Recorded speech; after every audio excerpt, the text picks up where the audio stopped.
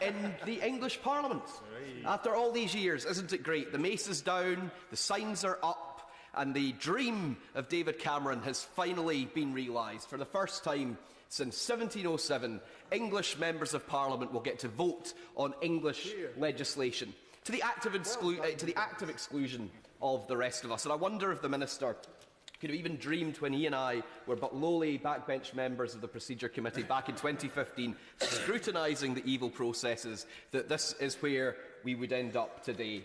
On the 19th of September 2014, David Cameron promised, in response to the independence referendum in Scotland, that we would have English votes for English laws. And 3 general elections, 2 Prime Ministers and countless leaders of the House later, here it is in all its glory. And I wonder, from the responses and the speeches we've already heard today, whether anyone on the government benches really understands what is going on. We are debating clauses and amendments to a bill that has been certified as being only relevant to England, but as the amendments themselves demonstrate, it will have implications for health spending and policy across the whole of the United Kingdom, and very serious issues as well, as we've already heard in speeches about mental health, about the construction of hospitals, about the difference between capital and revenue spending on the NHS. I'm grateful to the Honourable Gentleman. I just wonder if, like me, he actually feels that this English Parliament is pretty similar to the usual Westminster Parliament that we do all our business in. And does he agree with me that the English Votes for English Laws procedure has been about the most divisive, disruptive and useful procedure ever put into this House? It makes distinctions between classes of members of Parliament in this House, and what we're doing today is disallowing us to vote on vital issues to the Scottish Health Service. Does he agree with me? It's a disgrace and it must go. Yes, I absolutely agree. I mean, he's right. I barely noticed the difference as this place magically transformed itself into the Legislative Grand Committee brackets England. Incidentally, I don't know if he remembers from his time here whether the Scottish Grand Committee was ever permitted to meet in the chamber of the House of Commons. I fear it wasn't. So quite why the English Grand Committee enjoys that privilege and doesn't have to meet somewhere else within this building or somewhere else in England is kind of beyond me. But he's right that those of us from seats in Scotland and Wales and Northern Ireland are for the first time being actively excluded from the opportunity to vote on amendments. And the member from Allen and Deeside, who I think might have also been on the Procedure Committee back in the day, I certainly seem to remember these points being made about the cross-border hospitals. He has constituents in Wales who use hospitals in England that will be affected by this legislation, and he is unable to vote or amend them. Yeah. I thank my honourable friend for giving way, and his secondment to the English Parliament is going rather well so far, although it does look rather similar to the UK one. But doesn't that boil down to the point of the ridiculousness of the evil procedure, that we have a bill here today that clearly impacts on the funding of the NHS in Scotland, as the former Secretary of State alluded in his speech, and yet the government has put the chair in an invidious position of deciding on the issues that we can vote on or not, instead of us making that decision about the issues that are important to our constituents. He's absolutely right, and these are the points that we made 5 years ago when the evil process was being introduced. But I mean, yes, I'll be happy. Good week. I've never been on the Procedure Committee.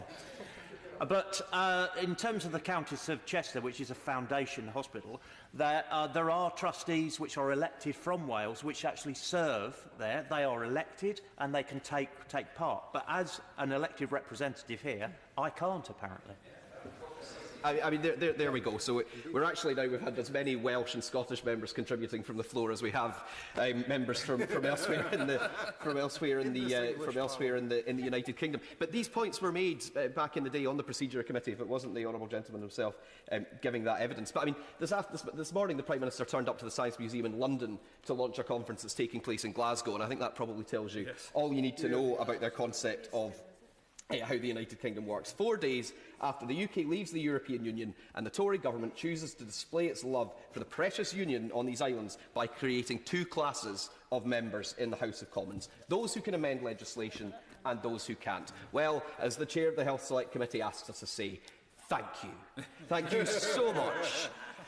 because the polls are showing that support for independence in Scotland has reached 52% and growing, and that is not going to go away. Constituents in Scotland will be watching today's proceedings and wanting to know why their members of Parliament are not allowed to vote on amendments that could increase health spending, not just here in England, but across the whole of the United Kingdom.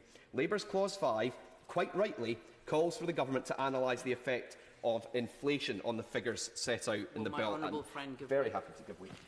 Does he agree with me that, as I mentioned earlier, the fact that inflation could make these cash rises meaningless then makes it very difficult for the Scottish Government to predict what Barnett consequentials they can count on in 23 and 24, and therefore it should be committed to in real terms and not just cash terms? Yes, absolutely. She's absolutely right, and we would be very happy to support Labour's amendment calling for that to happen if the procedures of this House allowed us to. It's absolutely critical to the whole point of what this bill is trying to achieve, but we know it's a showpiece bill anyway. But here they are, they're getting the showpiece English Parliament out of it as well. And of course they had a money resolution, such a restrictive money resolution, that amendments to try to specifically amend the figures that are in the bill are completely out of order as well. We know the Labour Party tried that, and people raised that point in the second reading debate, and I'm not sure the ministers were able to answer. The Amendment 3 from the Labour Party stops capital funding being transferred to revenue streams, and that is hugely important as well, because any increase in the revenue funding, the figures that are on the face of the bill, have to come from new money, otherwise the whole thing is pointless. It's just shuffling things around. And it's new money that would give rise to Barnett consequentials, and that is where our interest comes in. And the new Clause 4 on performance targets makes exactly the same point, and we agree with that as well. That is relevant to us. Yes. Obviously, it's often cast up here that the government in Scotland are not spending all the Barnett consequentials on health, but actually they do. The problem is that the government here keep talking about the rise they're giving to the NHS, even though there are cuts to public health, even though there are cuts to social care, there had been cuts to education and training, whereas in Scotland we still take the whole responsibility of a health department seriously. Yes. She's absolutely correct, and it has always been the case that the SNP has pledged, and as we've done throughout our time in government, that any Barnett consequentials that arise from health spending in England get passed to the NHS in Scotland. And any time the figures set out in this bill increase, those Barnett consequentials would be expected to fall to the Scottish block grant. So it is well within the interests of members from Scotland and Wales and Northern Ireland to seek to amend this bill.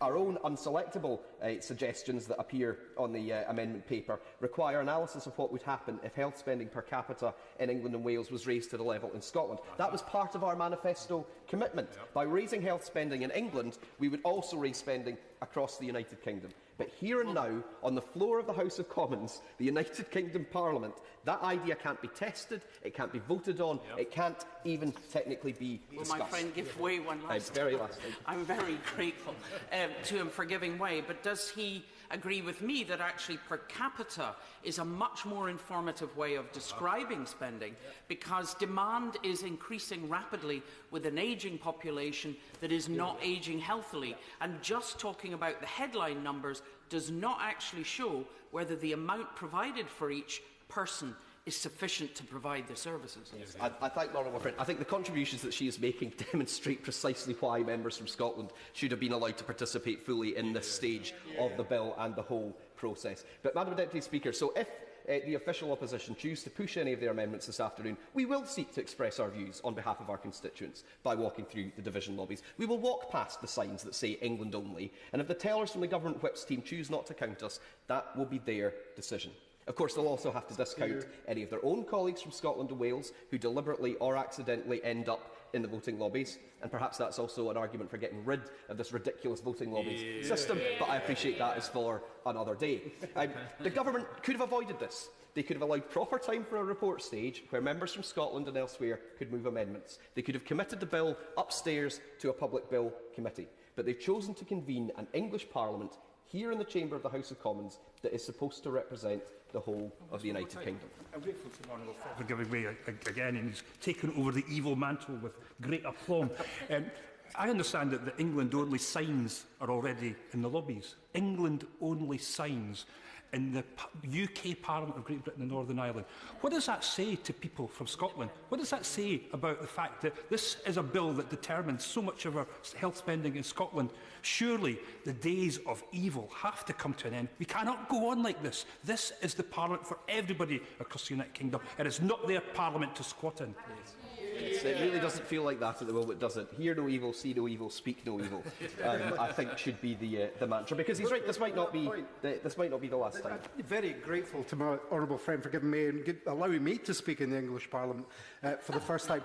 Does he agree with me that one way to get round this whole evil conundrum is just simply for the English Parliament to be made officially an English Parliament, and we can all have our own national parliaments in our own countries? Sure, colleagues will appreciate that it is important we actually talk about the bill. Patrick Grady. I wholeheartedly agree, Madam Deputy Speaker. I have addressed the amendments that we have an interest in. I'm contextualising them as to why they're relevant to our constituents, but the points are being extremely well made by my colleagues. There's a very simple solution to this. We in the SNP have been promoting it for 84 years, since 1934. Scotland can become an independent country, and England can have the Parliament that it wants. But because it should, as my colleague from Airdrie Shot says, with the greatest respect to the Speaker, it should not be for the Chair or for the Government to decide what does and doesn't apply to members from different parts of the United Kingdom. My job, and the job of my colleagues, is to look at each measure before this House and determine for ourselves whether it is relevant to our constituents and act accordingly. And today we are being actively prevented from doing that. There are amendments and new clauses on the order paper that we deem to be of interest to people in Scotland that would take forward commitments in our manifesto, and we will not be able to vote for them. That's not a precious union. That's not a partnership of equals. That's not leading instead of leaving. And it's not something that's going to be sustainable for much longer. 52% of people in Scotland seem inclined to agree. Yeah.